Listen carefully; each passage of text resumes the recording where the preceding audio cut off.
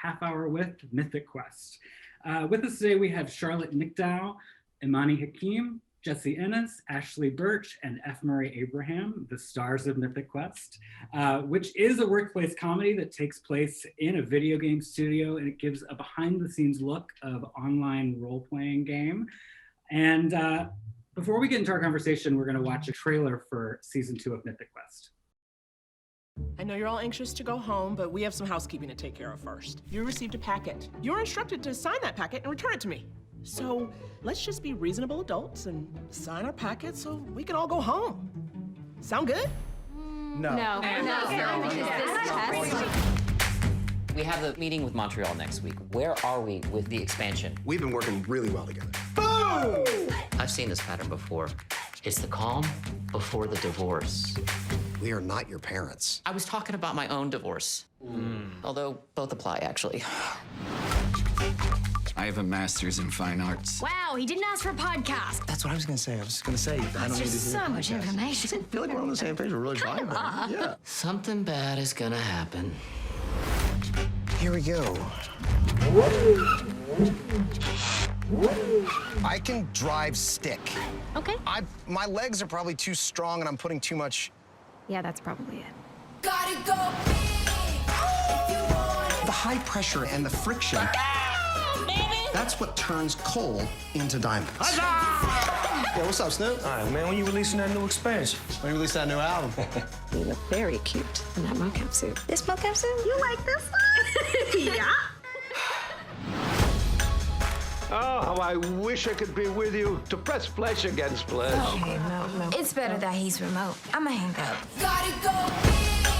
That shirt is so tight that I can authentically see your nipples. Why are you looking at my nipples? It's hard not to. You're kind of asking for it. That's victim blaming. You can't blame me. You are a victim of nothing.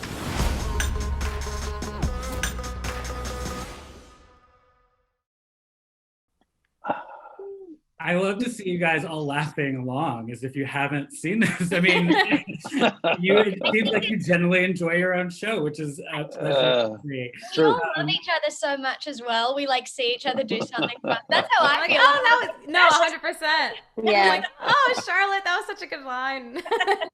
You are a victim of nothing. I guess the first thing I wanted to ask all of you, if we could kind of go around the panel, if you will, if you could describe what your character is like and maybe your favorite part about playing this character. And maybe let's start with Charlotte. I guess I'd describe Poppy as a narcissistic underdog. Through season 1, she's this woman that you really empathize with because she's been told to sit down her whole life despite the fact that she's super talented. And then this season, I had heaps and heaps of fun getting to play her as someone that now has power and is totally inept at wielding it. How about you, Imani? Dana is sort of also an underdog, but on the other side of the spectrum. She really loves her video games, and I feel like her kindness sometimes could be assumed as a weakness, and so therefore that's how she is an underdog. And my favorite thing about playing Dana is that she's a woman in gaming. Amazing. Yeah. How about you, Ashley? Rachel is incredibly ambitious and has basically no skills to back it up. And she is also, the other part of her storyline is, of course, that she is very much infatuated with Dana. And the thing that I've really loved that we've kind of discovered about Rachel this season is that she has this sort of expectation that she should be given a lot of power and a lot of responsibility. And really, she has, like I said, no actionable skills. And so it's kind of fun to see her talk a big game and not be able to follow it up at all. And probably, yeah, one of my favorite parts of playing Rachel is getting to act off of Imani. Aw, so sweet. Leslie, how about you? I almost am a little nervous to ask because your character kind of terrifies me. I will be honest. Me too. I would say Joe is a very, very ambitious assistant who takes her ambition to a level of she's a psychopath. And my favorite thing about playing Joe is that she desperately wants to do a good job, but she doesn't care what anyone thinks about her. And last but not least, how about you, Murray? What I share with everyone, all of these other characters, is this ambition still at this stage in my life, but also we all share a creative need.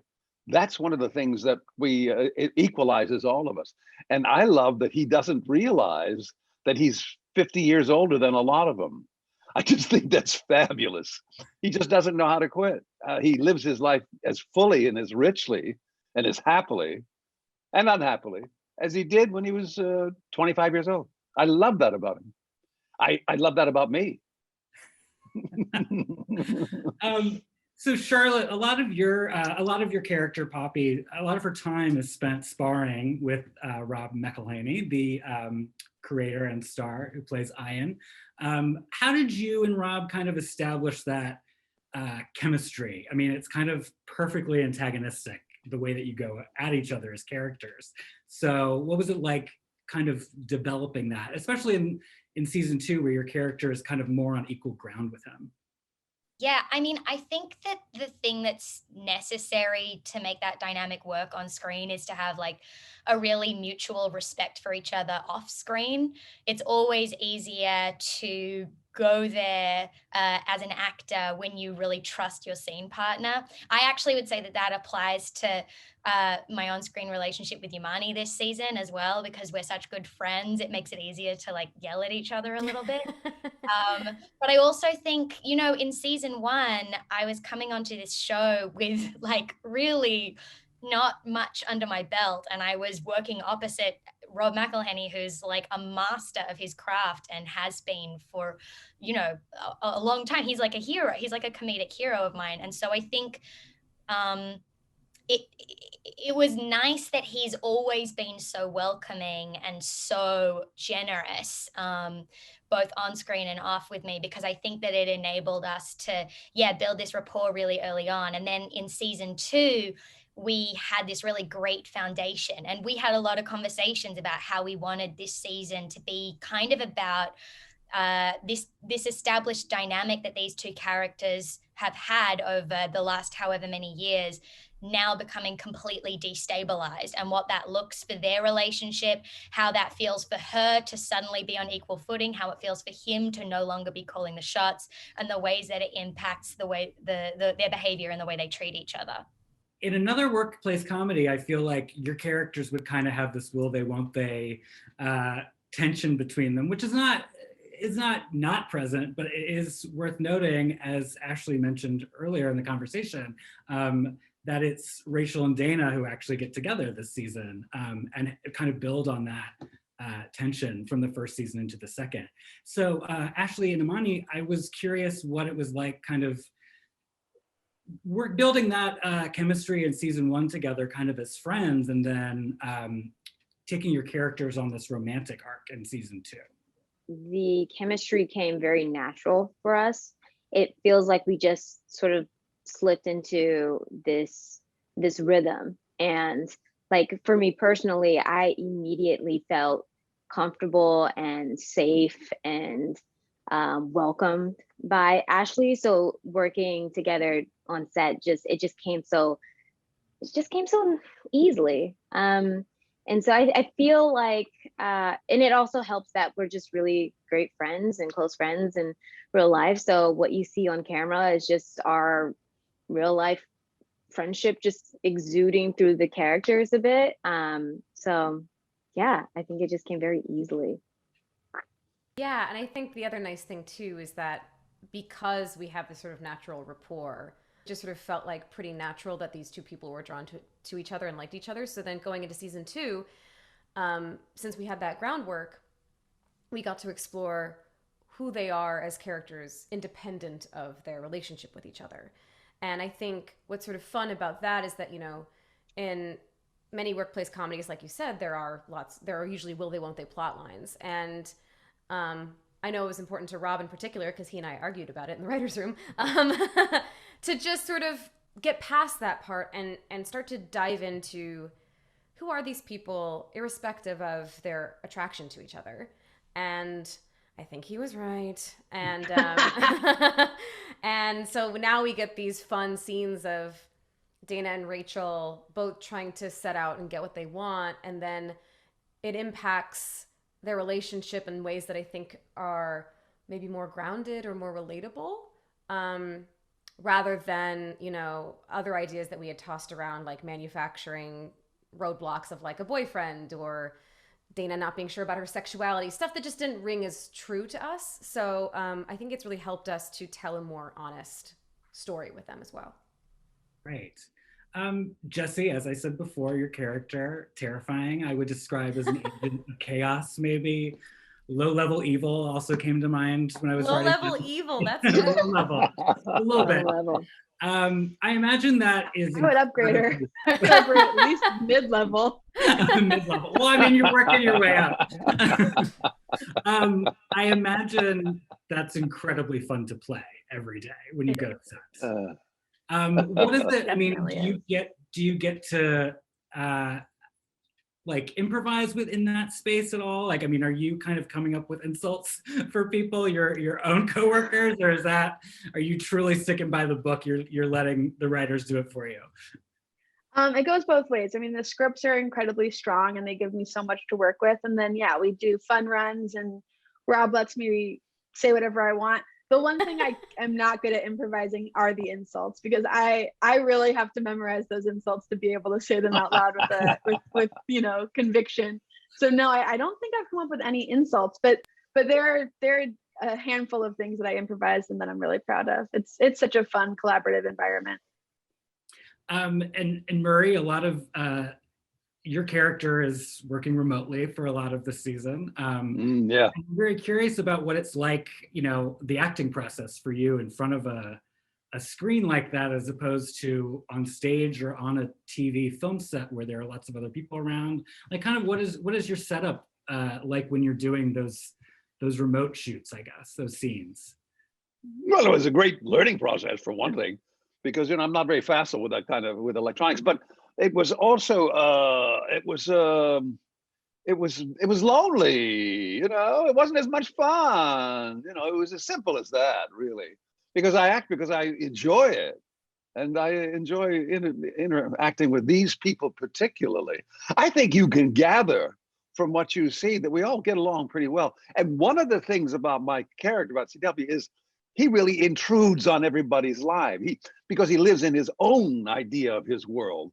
But they put up with him, and then and they also, I think they learn from him as much as he's learning from them. I think that's it's thrilling to be in that position. I mean, it really does tickle me.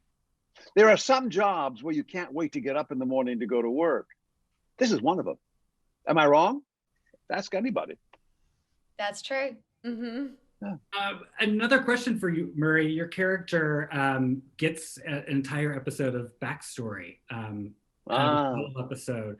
I'm sort of curious about what it's like, you know, did that change your perspective of yeah, it was really eye-opening, because, you know, I'm a professional actor. I mean it. I work hard and all that, and I got a lot of chops. And I watched this guy Josh do me as a young man, and I said, wow, I didn't know that about my character. But it was like a revelation. I think it's probably the greatest compliment you can give to another actor. He showed me how to do certain things. That's another thing about this company. The egos are so absolutely stable. You can say a thing like that. You can learn from each other. Nothing anyone says is going to throw you off your pins, because we respect each other so much. And I keep harping on that because it ain't that common. You know what I mean? To kind of talk about the gaming aspect, the gaming culture that this show kind of looks at, how maybe were any of you gamers? I'll just go ahead and ask that question. And has that Ashley changed at Burch is all? the queen of the gaming universe. That's true. We went And to you know- E3. We went to E3 last year, and walking around with Ashley was like being in Justin Bieber's entourage. It was insane. It was hard to get in. Insane. Yeah. We were getting mobbed. I started in games. That's my okay. that's where I came from. Yeah. So Ashley, I guess let's start with you. Can you talk about like what makes you excited about how this show depicts that world and that culture? And yeah, we can start there. I mean, so many things. It's so surreal, I have to say, because I'm a lifelong gamer. I started in this industry, if you can even call it this. I started making sketch comedy with my brother about video games. That's how I got started. And then I've been voice acting in games for like 10 years. So I've always loved the industry. I've always been really passionate about it, about what it can do, about what it means culturally. And it's always been sort of a niche industry. And I think a lot of people don't really understand, I've told distant relatives that I voice act in video games, and they'll be like, so you like Mario? Like, they don't understand what it means, really. So to have a show like Mythic Quest that is not only just a great show, but also speaks to this industry that is extremely influential and important, but yet pretty misunderstood, is, I think, very legitimizing for games as an art form. And also personally is really, really cool and really surreal, because, if you had told 12-year-old Ashley that there was going to be a sitcom with some of her, like Charlotte was saying, comedic heroes on it, and that I would be writing for and acting in it, I think I would have had an aneurysm at 12, if that's possible. But it's just so wild. And I think it really is, it's such a special thing, and it means a lot to me as a gamer and as a member of the industry to have something like this and by the way, that like so many game developers that I know really, really relate to a degree that they're like, I kind of hate you for making this show because it's too true to my experience. It's really cool. It's really, really gratifying. How about the rest of you? Has this kind of inspired you to get into any gaming, or is it kind of, you got to keep it separate, your work and your... It definitely has for me. I mean, I felt like I was very stubborn in saying I wasn't a gamer. And then my best friend was like, check your screen time app. How much time do you spend on games? And she was totally right. I was through the roof. But even more than that, I feel like being on the show has made me want to do more research about the gaming world. And it was really interesting for me to find out that like players of games are almost entirely 50-50 women and men. But the representation of women, specifically Black women in the game development world, is staggering. And so to be on a show where we have 4 main characters that are women is something I'm really proud of. And this little girl that I babysat recently told me that she was watching the show and it made her want to be a game tester. And I was like, yes, we did it. We got one. We got at least one. So that's thrilling. And I'm sure, if one person in my life is telling me that, then there's got to be other girls out there that I just don't know. Imani, do you hear from a lot of young women about your character and having them see themselves in you at all? Being seen as a queer woman. And so, yeah, like the show is just doing something really important. And I'm just really grateful to be able to be in a position to be a part of that representation. But as far as gaming goes, I too would say that I wasn't a gamer, but I'm a simple woman. I like my simple games. I'm a simple country gamer. I like my Sims game. Yes. Any sort of fighting, Soul Calibur, Tekken. But I might have to jump onto this Horizon game. Ever heard of it? It stars Ashley Burch. Ashley Burch. Ever heard of it? Character's voice.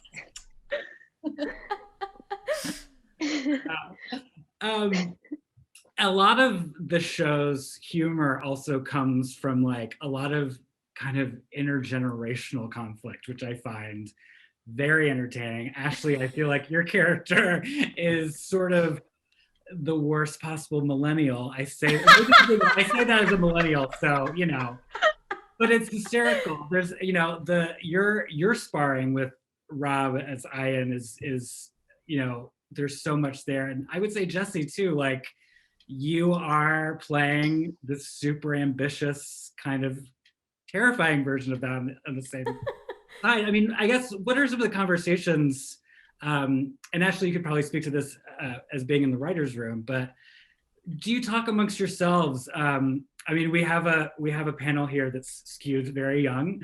And so I'm curious about what happens on set between kind of the different ages represented there. Yes. So there is so much of our lives that goes into the show. I should be clear that Jessie being a psychopath is not one of those things. Jessie is an angel walking upon this earth. She is nothing like Joe.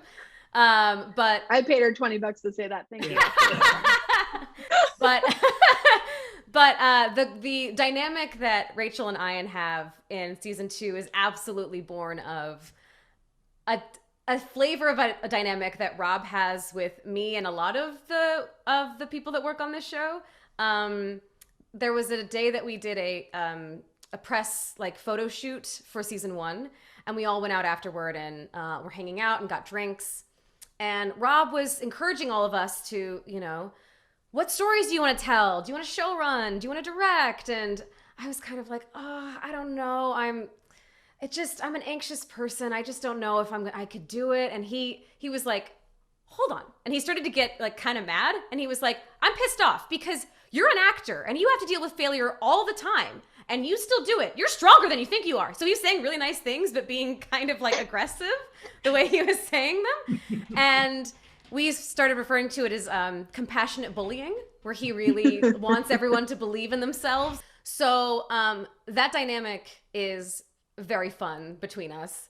And so that definitely injected into the Rachel Ian dynamic. The difference being that Rachel is very, very sure of herself for no reason. and then Ian finds her extremely annoying.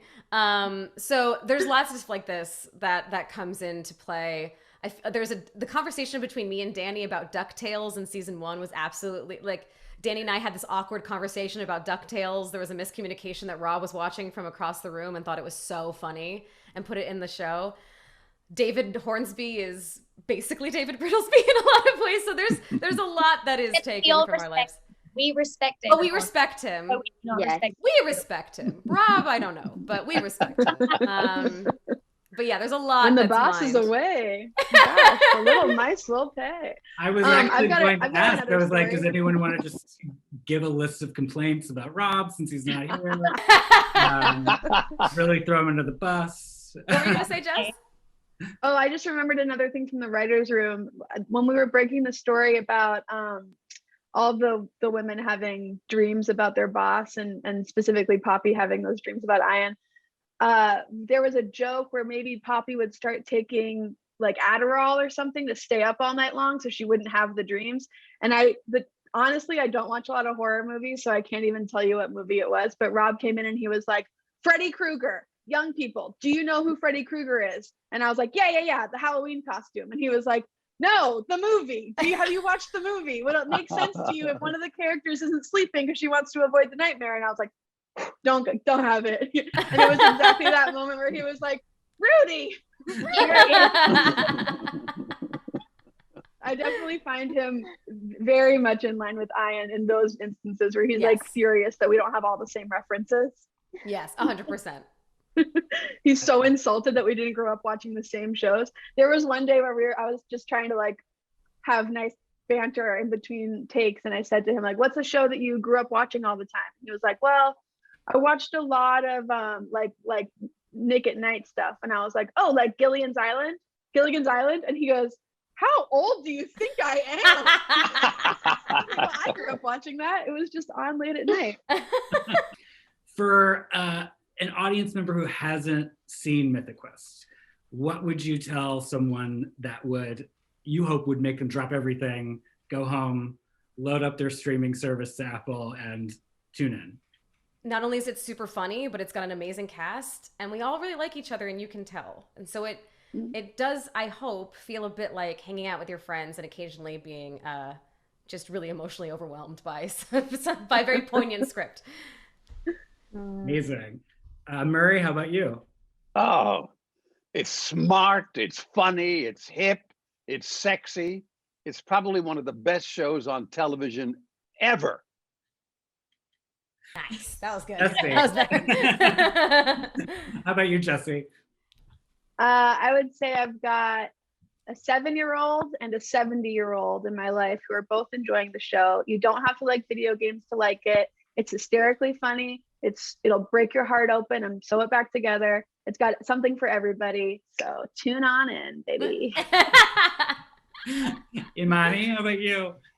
Oh, these are all so good. I would say that our show, you can't put it in a box, baby. It sort of genre bends a little bit. It is a workplace comedy with so much heart. It is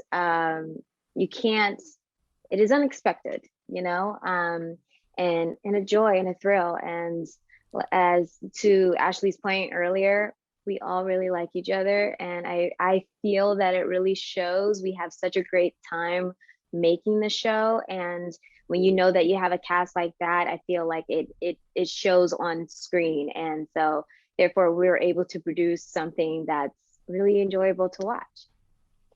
And Charlotte, I'm sorry I'm asking you to go last after all these great answers, but you have to do it too.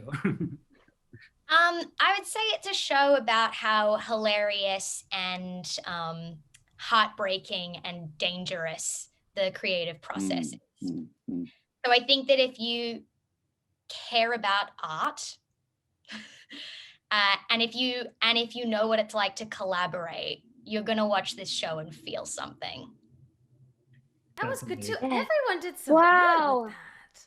So impressed. Maybe it's just a really good show and it's not that hard to come up with reasons to watch it.